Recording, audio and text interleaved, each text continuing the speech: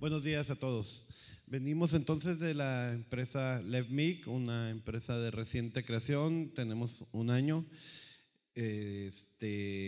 proveyendo de levaduras a varias compañías cerveceras de la región. Y en esta ocasión pues les voy a hablar un poco sobre los microorganismos que causan el deterioro de la cerveza y algunos tips de cómo evitarlos, ya que sabemos que de lo más importante en la elaboración de esta excelente bebida es precisamente evitar microorganismos que le puedan dar sabores, olores o texturas no deseadas, ¿no? al producto. Adelante, por favor. Bueno, a manera de introducción, ya todos lo sabemos, las levaduras son muy importantes para la elaboración de la cerveza, junto con el lúpulo y la malta, y son organismos microscópicos que muchas veces no los hemos visto. Aquí hay una pequeña foto. ¿No tienes computador? Una pequeña foto de cómo se ven al microscopio con 400 aumentos. Y bueno, hay también, ya aquí todos lo sabemos, Saccharomyces pastorianus o carlsbergensis para hacer las lagers y Saccharomyces cerevisiae para hacer todas las demás que generalmente son del tipo ale o fermentación alta, ¿no? No son las únicas, también pueden ver acá Brettanomyces, otras levaduras que están cobrando importancia ahora en muchas de las cervecerías artesanales, hacen cervezas más ácidas con otras características. Y bueno, se conocen desde hace mucho, parece ser que las levaduras fueron los primeros organismos que se domesticaron por el hombre, definitivamente, antes del ganado o aún en cuanto nació, después de haber nacido la agricultura. Por accidente o como sea, se empezaron a domesticar levaduras, empezaron a utilizar las levaduras que fermentaban el grano que ya se había malteado, y hasta la fecha ahora ya hay muchas levaduras que son domesticadas, ¿no? Pero sin embargo, apenas en el siglo XIX fue cuando realmente se pudieron ver al microscopio y se descubrió que ellas eran las que hacían las fermentaciones.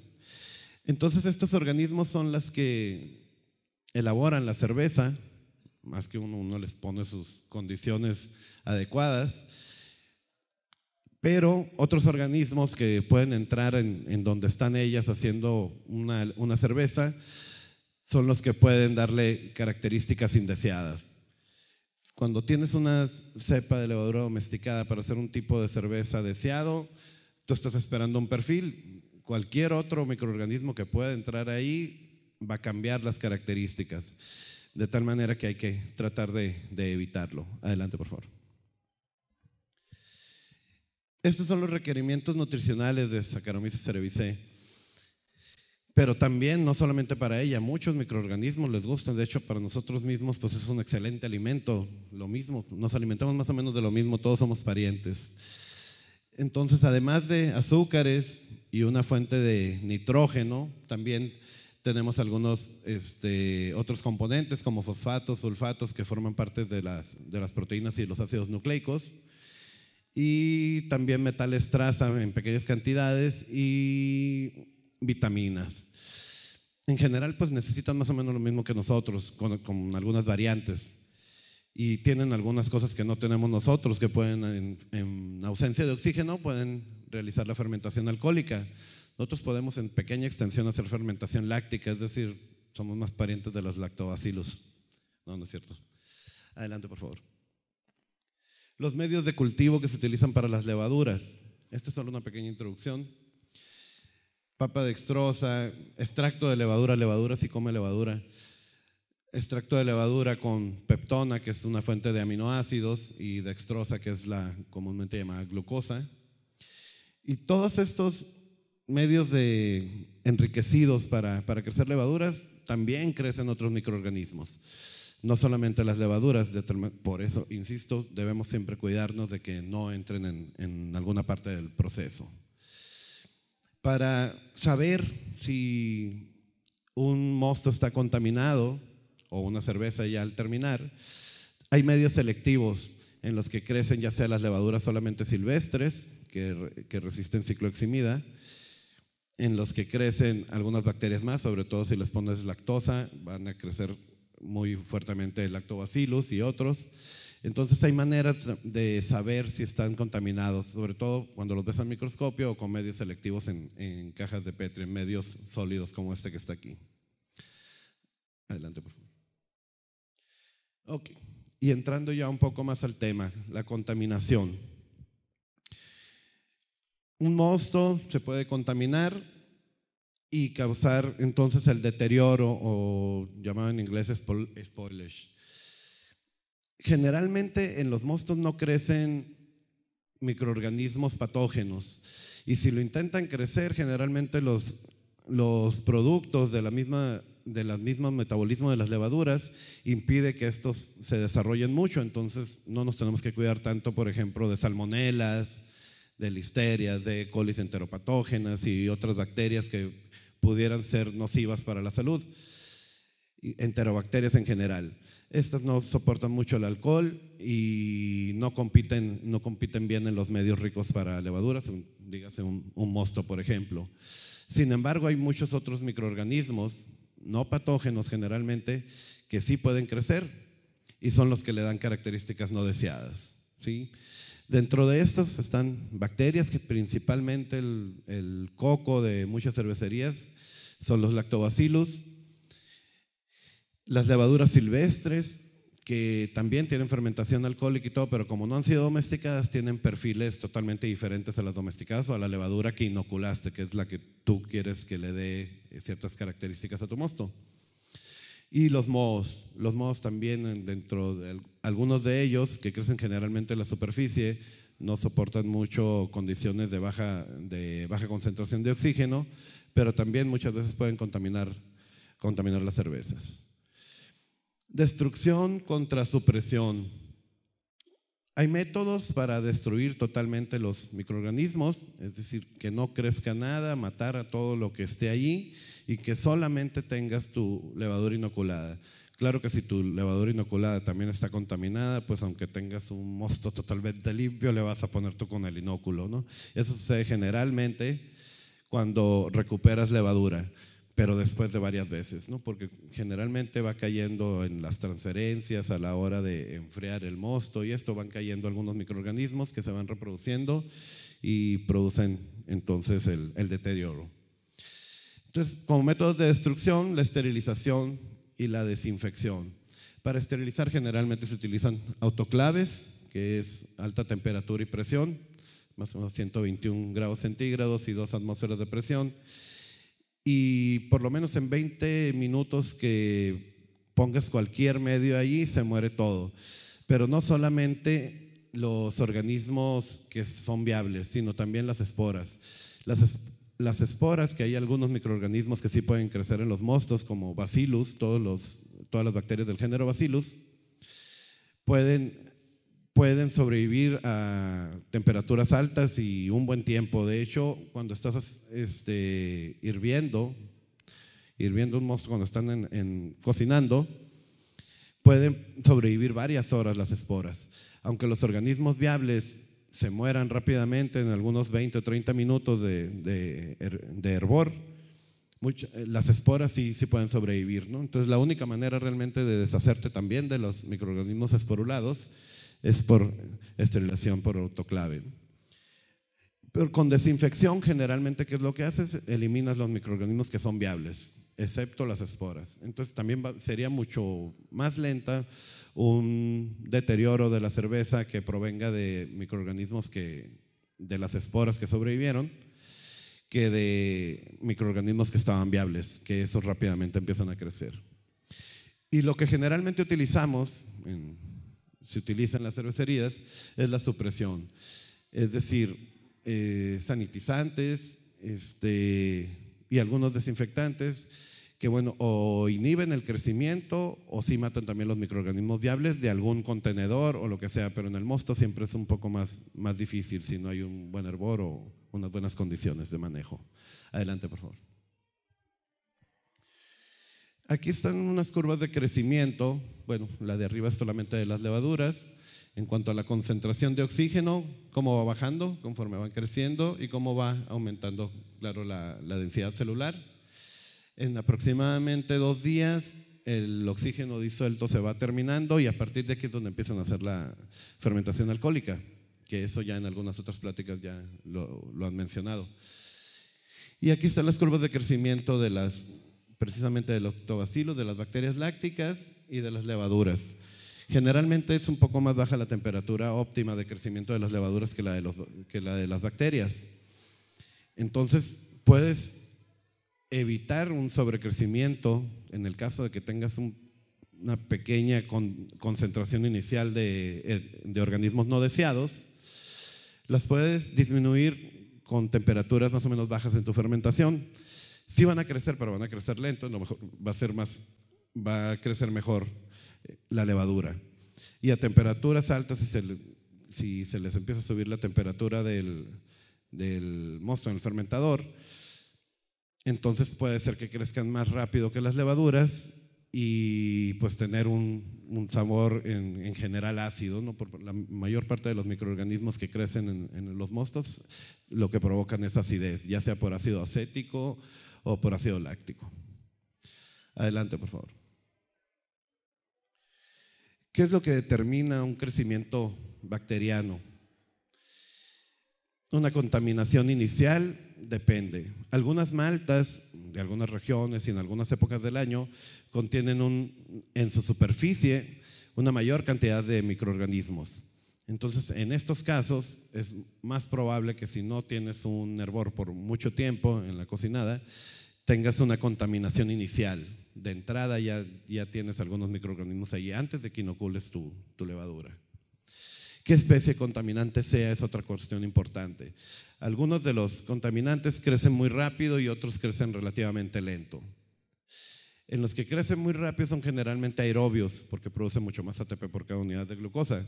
Y los que son anaerobios facultativos, es decir, que pueden sobrevivir igualito que la levadura con poco oxígeno, son de crecimiento un poco más lento, por lo tanto son organismos que a lo mejor se les puede tener un poco menos de miedo que estén presentes en el mosto. A veces no alcanzan a darle un sabor o un olor indeseado al producto. La temperatura siempre ha sido muy importante. Ya sabemos que la temperatura puede inhibir crecimiento hasta de las levaduras por abajo de los 12 grados y a temperaturas altas provoca un crecimiento mucho más rápido, pero también hay un umbral pasado por esa temperatura un poco más alta, entonces también se inhibe o se pueden morir los microorganismos. Entonces se utiliza la temperatura tanto para promover el crecimiento óptimo de la levadura, inhibir el de otros microorganismos y generalmente es muy importante a la hora de inocular que, por ejemplo, el inóculo de levadura tenga la misma temperatura que el mosto que se desea fermentar. Los choques térmicos generalmente también afectan a todos los microorganismos por igual. El estado fisiológico del microorganismo es como les comentaba hace rato. Si tienes esporas ahí, para que germinen y a partir de esa espora empiecen a reproducirse y todo, va a ser mucho más lento el crecimiento de cualquier microorganismo que deteriore la cerveza. Y si tienes células activas, entonces generalmente esas van a proliferar más rápido en el mosto. Si hay alta materia orgánica, que es el caso de cualquier mosto, es un medio riquísimo con muchos nutrientes, generalmente también el crecimiento va a ser muy alto. Y finalmente el pH.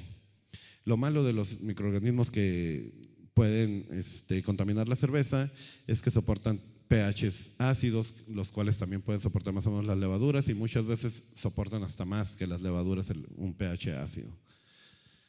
Adelante, por favor. ¿Qué métodos se pueden utilizar para evitar esto? Pues tenemos a disposición métodos físicos y métodos químicos, muchísimos productos, tanto comerciales como caseros, de todas maneras, ¿sí? En el caso de los medios físicos, bueno, ahí pueden ver algunos están cocinando, están hirviendo. Aquí es una pasteurización casera rápidamente. ¿Qué hacen los medios físicos? Generalmente dañan la membrana, la pared celular de las bacterias, desnaturalizan proteínas o destruyen los ácidos nucleicos. Más o menos por un método de esterilización, por ejemplo, por temperatura, matas aproximadamente el 90% de los microorganismos cada minuto. Entonces se supone que si tienes 100, tendrías tendrías 10 al minuto, tendrías solamente 1 a los 2 minutos y esto, pero generalmente son más. Entonces, dependiendo de la población inicial que tenías que quieres matar, o sea, si hay una alta cantidad, tendrías que utilizar muchos más minutos que lo que se utiliza normalmente. Se puede también utilizar calor húmedo o calor seco, calor húmedo por medio de vapor, que también es efectivo. Calor seco, que hay algunos hornos en los que puedes también esterilizar tanto el material con el que vas a trabajar, sobre todo materiales que van a ser de metal o que soporten altas temperaturas. El hervido con 10 minutos generalmente es suficiente para matar todas las células vegetativas. Sin embargo, para esporas pueden durar, como les comentaba hace rato, varias horas para poder deshacerte de ellas. Y algo muy utilizado ya en el producto final generalmente es la pasteurización, que hay varios métodos de pasteurización.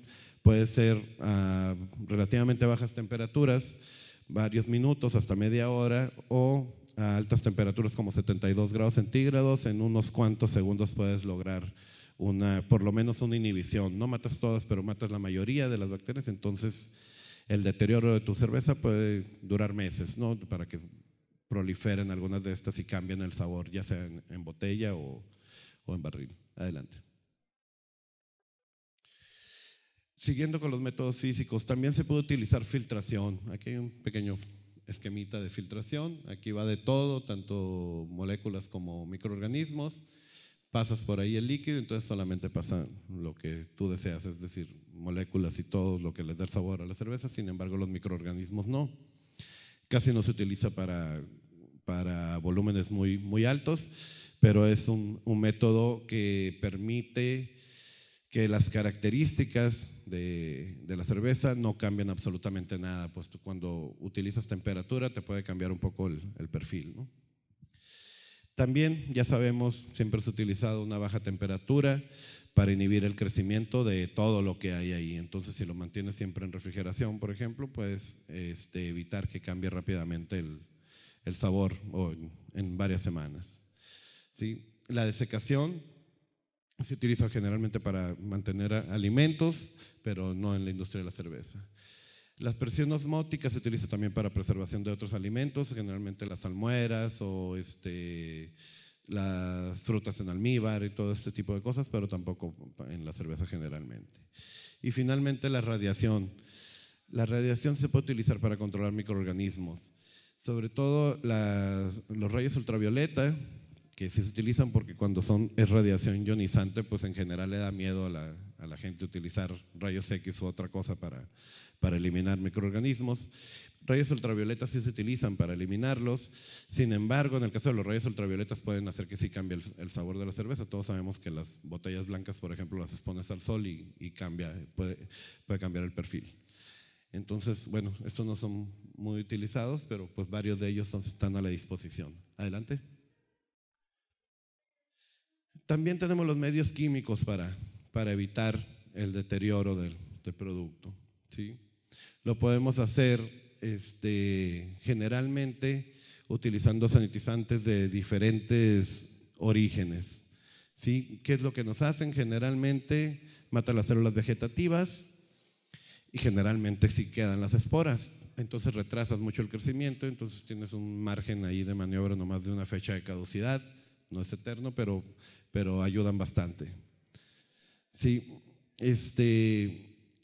allí hay que manejar muy bien las concentraciones. Si utilizas demasiado desinfectante, por ejemplo, las concentraciones pueden ser tóxicas o crear alguna alergia en el consumidor o algo.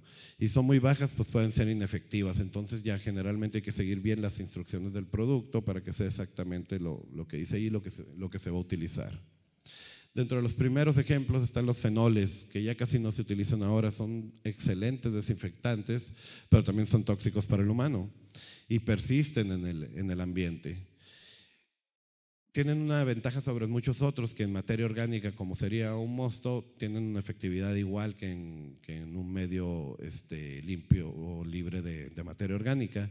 Sin embargo, como son tóxicos y persisten en el ambiente, también no son muy amigables con el ambiente, nos utilizan poco en la industria cervecera, pero pues un ejemplo de ellos que todavía se utiliza es el lisol. Adelante.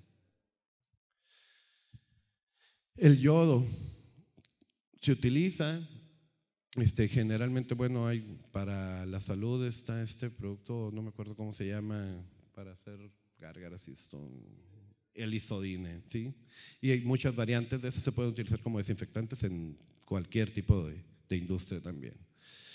El cloro, variantes del cloro en muchísimas formas hay en el mercado, tiene un amplio espectro. El espectro quiere decir que puede eliminar bacterias de muchos grupos, no solamente el lactobacillus, sino de cualquier tipo de bacterias. Es muy efectivo.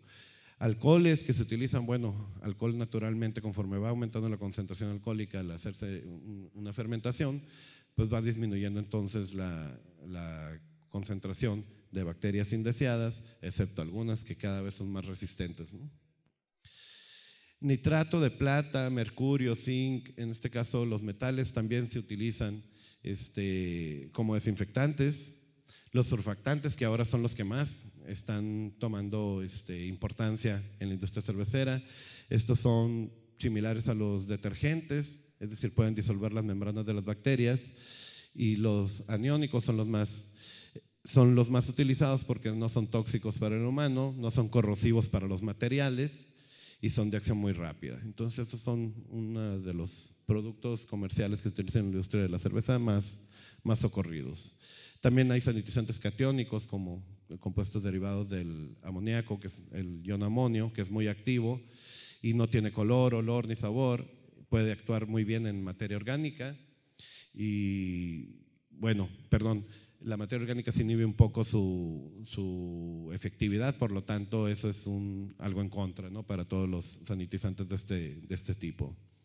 Los ácidos orgánicos generalmente son antifúngicos, entonces pues no se utilizan lógicamente antes del producto, pero en el producto terminado sí los puedes utilizar para conservar la cerveza ya embotellada para que dure mucho más tiempo, ¿no?, sin actividad de las levaduras, que vayan haciendo, por ejemplo, una sobrecarbonatación o ya lisadas, dar algún otro sabor, ¿no? Si se lisan, cuando están en el fondo no hay tanto problema, pero si se lisan y quedan en el producto terminado sí pueden dar condiciones indeseadas. Los aldehídos son muy efectivos, ya casi no se utiliza la formalina y este tipo de desinfectantes porque son muy tóxicos, ¿no?, cancerígenos y malos para el ambiente, etcétera. Sin embargo, son súper efectivos. Cuando quieren deshacerse de algo, de materiales o lo que sea, los pueden utilizar. Después a lo mejor van al hospital, pero los pueden utilizar. Finalmente, agentes oxidantes. Allí está el peróxido de hidrógeno, el agua oxigenada famosa, ¿sí? Son muy buenos desinfectantes, pocos residuos, baratos, y también se pueden utilizar sobre todo para limpiar los materiales, para limpiar generalmente todo el equipo. Entonces, entre surfactantes, los agentes oxidantes y algunas especies reactivas de oxígeno, vapor, alta presión, son los mejores y los más utilizados remedios para evitar contaminación desde el principio. Adelante, por favor. Eso solamente para decirle un poco cómo son las concentraciones que debes de inocular en tu mosto. Ya sabemos que generalmente son entre 5 o 6 millones de células por mililitro cuando es baja la densidad inicial. Pero aquí hay algo muy importante, el inóculo puro contra el contaminado. Tú puedes agregar una cantidad adecuada de levaduras o una cantidad baja o una cantidad alta. Generalmente para la adecuada te va a dar un perfil deseado. Sin embargo, si ya viene contaminado tu inóculo, puedes tener problemas. Entonces ese es el gran problema y es de los que les vine a comentar ahora. Hay que cuidar mucho entonces los inóculos. ¿Qué se puede hacer con esto? Pues sí, comprar levadura que esté certificada de que está pura, no contiene bacterias, que generalmente nadie lo hace, pero por lo menos el conteo va a ser ínfimo, muy, muy bajo y solamente algunas esporas. Ahí viene el comercial, nosotros somos proveedores de levaduras, además de las competencias más grandes que tenemos. Estos inóculos se supone que deben estar puros y no debes tener ningún problema. Muy pocas veces puede salir algún lote que tenga contaminación inicial. Sin embargo, el problema mayor, ¿cuándo está? Cuando recuperas levadura. Hay que tener métodos adecuados para recuperar la levadura y poderla volver a utilizar. Y tienes también un número de veces para utilizarlo finito. Teóricamente pudieras utilizarlo más o menos alrededor hasta de 10 veces, pero ustedes en la práctica deben saber que generalmente después de la sexta recuperada empieza a cambiar tu producto. Esto es por dos cosas. Una es porque las levaduras siguen evolucionando, van cambiando, y entonces el perfil también que van dejando al final de todos los productos, ésteres, fenoles y todo lo que producen, puede cambiar un poco, entonces cambia la característica de la cerveza. Y la otra es por contaminación. Eso que empezó siendo de una sola bacteria por cada 10 millones de levaduras, al rato ya es 1 millón de bacterias por 10 millones de levaduras, y al rato más o menos están a la par, entonces a todos les va a salir una sour en caso de que sean lactobacillus, así de plano. Entonces, ¿qué se debe hacer ahí? Muchas de esas cosas no las puedes evitar a la larga, definitivamente no las puedes evitar. ¿Por qué? Porque debes inocular, el mismo proceso, aunque limpies mucho, no tienes un autoclave gigante como para que todo poderlo esterilizar, solamente sanitizas. Como no lo puedes evitar esto, entonces hay que hacer análisis de las recuperadas. Después de la cuarta recuperada, lo que recomendamos nosotros es una pequeña muestra, analizarla para ver si está contaminada y qué tanto. Hay un nivel permisible, sería 0.0001% de contaminación, para que no cambie el perfil de la cerveza. Si ya tienes un 0.001%, un 0.1%, ya es mejor que no, porque entonces generalmente se va a salir un producto acidificado. Si es lo que deseas hacer una sour, no hay problema, pero si no lo deseas, pues es mejor no utilizarla. Ya una vez más, ya no. Alguna vez se lo puede hacer esto empíricamente, sin analizarlo. La cerveza, como te estaba saliendo, ya no te sale igual, y muchos de ustedes son tienen mucha experiencia, saber, este pequeño olor ya no me da, o lo que sea, y eso generalmente es por contaminación, de tal manera que ya esa levadura que obtuvieron, aunque sean 10 kilos y lo que sea les servía para hacer 100 bbls, es mejor que ya no la utilicen para eso. Eso sería la recomendación de nosotros. Adelante, por favor. Y bueno, no queda mucho tiempo, pero les voy a hablar solamente un poco de los principales microorganismos que están durante la elaboración de la cerveza, ya sea desde el principio, desde la malta, en la superficie de la malta. Algunas bacterias como Bacillus, que son las esporuladas, son las que les digo es muy difícil quitárselas, con sanitizantes imposible, ¿sí? Flavobacterium, Actinomyces, alcalígenes, Pseudomonas. Pseudomonas sí es un patógeno oportunista, entonces sobre este sí hay que tener cuidado, pero generalmente no sobrevive a la fermentación, entonces no hay que preocuparse tanto. Y Acetobacter. Los Acetobacter, pues como su nombre lo dice, producen ácido acético, entonces lo puedes traer desde la malta que compraron antes todavía de cocinar, ¿sí? Generalmente se supone que no deben vivir, pero si dejaron ahí compuestos aromáticos o de otra manera, se van a ir hasta el producto final, hasta la cerveza, pero casi imperceptibles, solamente el sabor que dejaron, aunque ya se hayan muerto. ¿Sí? Hongos. Dentro de los hongos están, ahí están tanto levaduras como hongos pluricelulares, principalmente Cándida, Penicillium, Aspergillus, aunque hay muchos otros géneros ahí. Todos esos serían al principio. Pero ya acá, ya en tu mosto, generalmente enterobacterias. Estas pueden meter por el mismo proceso, lavado de manos, no sanitizar bien, etcétera. Dentro de las enterobacterias hay bacterias que sí son peligrosas, pero generalmente no llegan hasta el producto final, porque como les decía, no es un ambiente muy propicio para ellas el mosto en fermentación. Y Saccharomyces, aquí es donde entra. Saccharomyces, hablando como de Saccharomyces silvestre, no como Saccharomyces el inóculo que pusimos al principio. Y las más conocidas entonces siempre van a ser Lactobacillus, Pediococcus.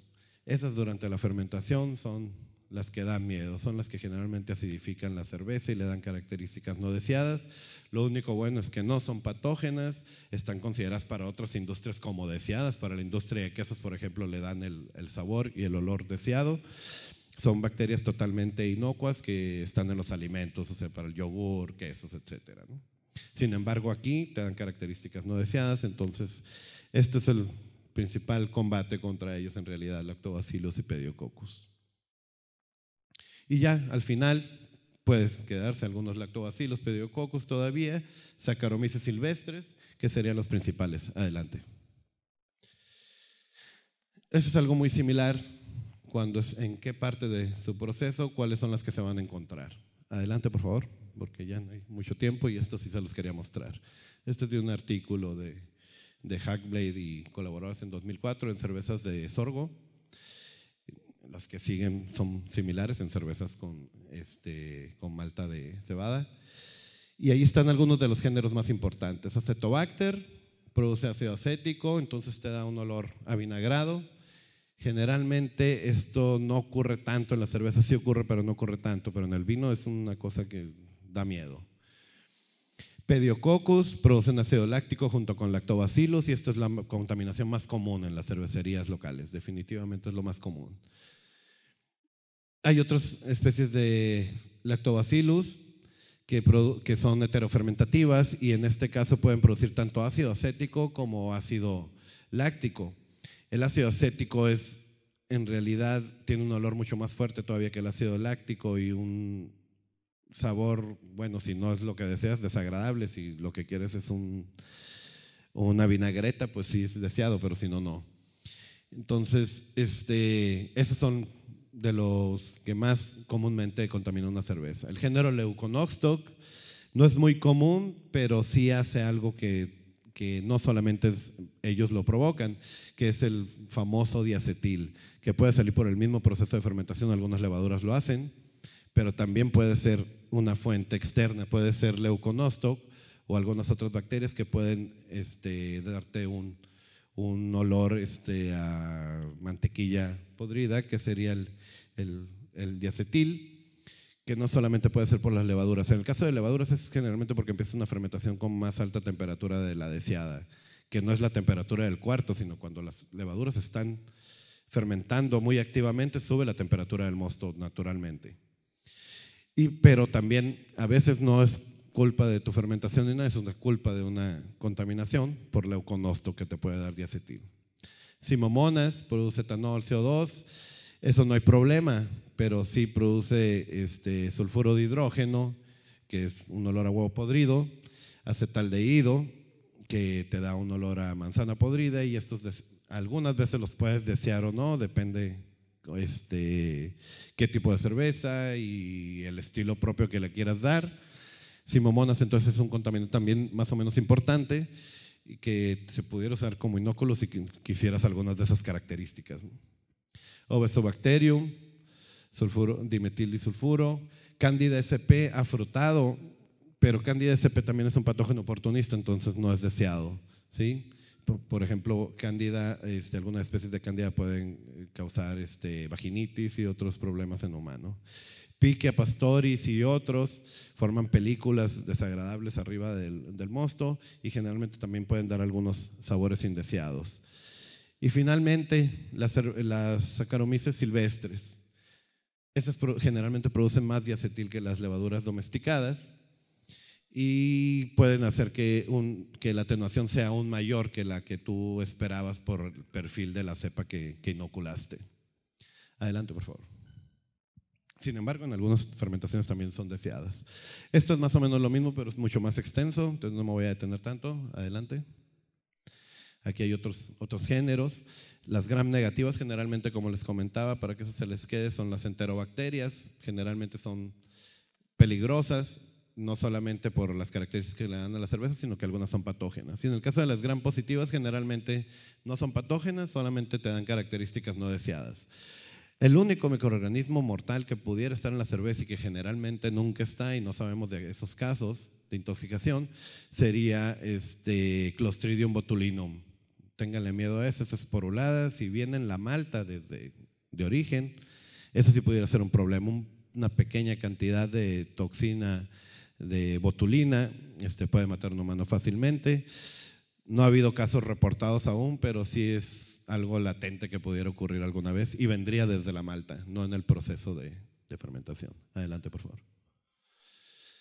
Como conclusiones, Bueno, hay algunas cosas muy claras de esta plática que les comenté.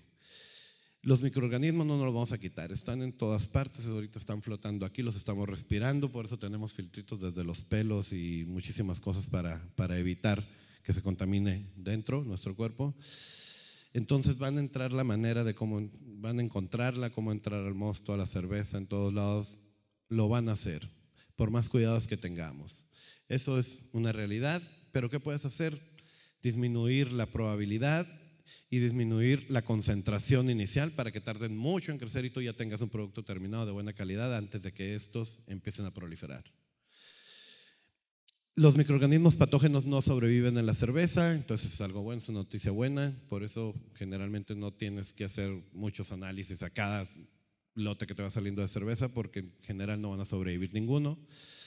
Pero los microorganismos contaminantes que ocasionan deterioro sí van a estar ahí y le van a dar un sabor no deseable, de tal manera que pues hay que evitarlos, disminuirlos y en general controlarlos. Tenemos que aprender a vivir con ellos, pero hay que tenerlos siempre controlados, que no afecten nuestro producto final. Y finalmente debemos tener unas excelentes prácticas de limpieza, sanitización para minimizar estos problemas. Estos problemas entonces sí cambian todas las características, puede ser que una cerveza la tires y pierdas mucho dinero, o puede ser que una cerveza se queme, como se dice vulgarmente, y digan, oye, esta cerveza ahora ya no te salió igual, te salió mal y lo que sea, y generalmente va a ser por causas de otros microorganismos que entraron ahí. Entonces, como finalmente lo que les puedo decir es, tengan un proceso lo más limpio que puedan y hagan análisis de sus levaduras que van a recuperar para evitar posteriores pérdidas o productos indeseados. Adelante, por favor. Para más información, ya saben, aquí estamos los 3 representantes de la empresa, que somos los únicos. Everardo Medina, Karim Álvarez y un servidor. Adelante, por favor. Y bueno, muchas gracias a todos.